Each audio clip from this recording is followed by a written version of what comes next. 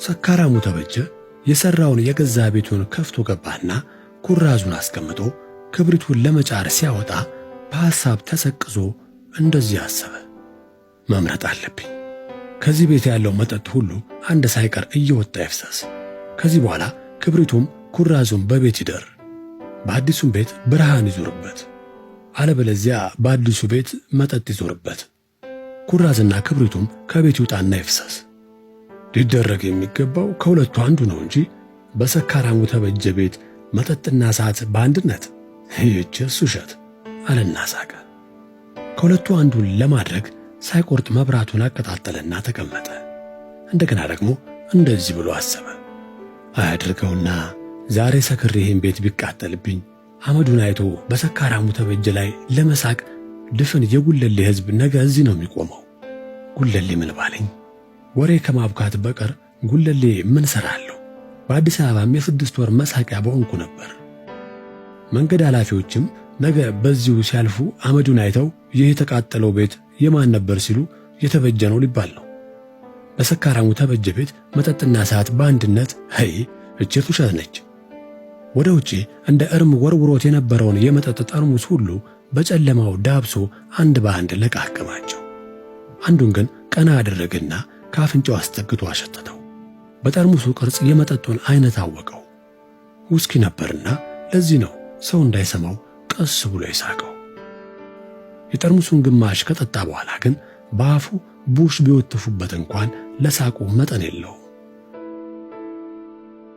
ጉለሌ ተኝቷልና ከዚሁ ባህር ዛፍ ስር ቁጭ ብዬ በጠጣ የሚታዘበኝ የለም አለና አሰበ። እውነቱን ነው። ጉለሌስ ተኝቶ ነበር። ነገር ግን አሁን እርሱ ጠጥቶ የሰከረ እንደሆን የጉለሌን ሕዝብ ሊቀሰቅሰው ነው። እርሱ ከጠጣ በጉለሌ ማን ይተኛል? ጠርሙሱን ከከፈተው በኋላ ብርጭቆ ያስፈልገው እንደነበር ትዝ አለው። 3 የሚሆን ደህና ጉንጭ ጠርሙሱን በአፉ አስጠግቶ ተጎነጨ። ከዚያ በኋላ የሚጠጣበትን ብርጭቆ ሊያመጣ አሰበ። ከዚያ በኋላ ደግሞ በ3 ጉንጭ ምን ያህል ጠርሙሱን እንዳጎደለው ለማወቅ ጠርሙሱን ቀና አድርጎ በጨረቃዋ ተመለከተው። ግማሹን ያላሰር ጉጄዋለሁ አለና በሳቅ ፈነዳ። ለዚችስ ብርጭቆ ማምጣት አያሻም እያለ ጠርሙሱን አንቦጫቦጨው። በቀኝ ክንዱ መሬቱን ተረክዞ የቀረውን ጅው አድርጎ ወደ ውስጥ ወረወረው። ባዶውን ጠርሙስ ደግሞ በእጁ እየጠነቆለ አንተን ደግሞ ለአንድ ዶሮ ለውጬ ሞያ አስይዝሃለሁ። የውስኪ ቅርፊቱን ዋጋ አለው፣ አይጣልም አለ። እንዲሁ ሲጠጣ ሌሊቱን አጋመሰው። ቀጥሎ ከእግሩ በታች የወደቀውን ጠርሙስ እየቆጠረ ይህንን ሁሉ እንደ ጠጣሁት አላምንምና በጉለሌ አፈርሳት አይደረግልኝ፣ እነ ናቄ እነ ተሰማ አጎቴም ይጠጣሉ አለ።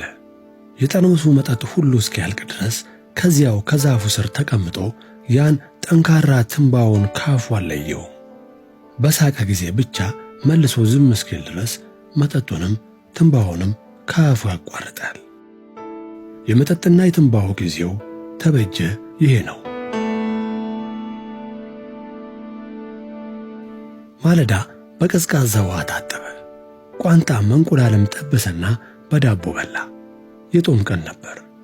ለአባ ተክለ አረጋ አልናገርምና ነፍሴ ሆይ ግድ የለም አለ። የነፍስ አባቱን ማለቱ ነበር። ምናልባት በዓመት እንኳን አንድ ጊዜ ጠይቋቸው ወይንም ጠይቀውት አያውቁም። እርሱንም አያደርሰውም። እርሳቸውም ከበዓታቸው አይመጡም። አንዳንድ ጊዜ የዛሬውን እሁድ እረፍት አደርገዋለሁ ያለ እንደሆነ እግሩን ደህና አድርጎ የሚታጠብበት ቀን ማለት ነው። ደክሞት ነበርና ደህና እንቅልፍ ተኝቶ ነበር። ዝናቡን፣ ነጎድጓዱን፣ ጎርፉን፣ ውሃ ሙላቱን አልሰማም። አንዳች ነገር ሰማ።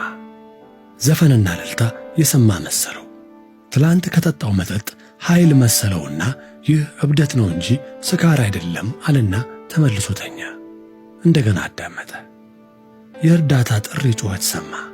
ካልጋው ዘሎ ከወረደ በኋላ ቤቱን ለመዝጋት ጊዜ አላገኘም። በትልቁ ወንዝ ዙሪያ ቆመው ይጮኹ የነበሩ ሰዎች የውሃ ሙላት የሾገሌን ገረድ እንደጠለፋት ነገሩት። ጎርፉ የወሰደው ሾገሌን ራሱን ቢሆን ወይንም የሾገሌን ገረድ ቢሆን ለተበጀ ማዕረግ ምኑም አይደለም። ገረዲቱን እናንተ በመጨረሻ ያያችኋት ወዴት ነው ብሎ ጠየቀና እየጠለቀ በዋና ይፈልግ ጀመር። ስለ ሾገሌ ገረድ በትኩስ ውሃ ሙላት በመግባት አንሰዋም ያለው ጉለሌ ዳር ተሰልፎ ቆሞ ተበጀን ይመለከት ነበር። ብዙ ጠልቆ ከቆየ በኋላ ብቅ አለ። አገኘኋት መሰለኝ ብሎ በዳር ላሉት ጮሆ ተናገረ። ለሰው ሁሉ ደስታ ሰጠው። ከሁሉም ይልቅ እርሱን ደስ አለው። የጠለቀውና የዋኘው ከረጅም ጊዜ በኋላ ስለሆነ ደክሞት ነበር። ነገር ግን ሊያወጣት ይገባዋል። ጠለቅና አገኛት። በአሸካከሙ ላይ ጥበብ ያስፈልጋል። አለዚያ የውሃው ሙላት እንደገና ይነጥቀዋል። እንደ ተሸከማት ውስጥ ለውስጥ ዋኘና ከዳር ብቅ አለ። ከሸክሙ ክብደት ኃይል የተነሳ ወዲያው ወደቀ። እርዳታ ተነባበሩለትና ጎትተው እርሱንም እርሷንም አወጧቸው።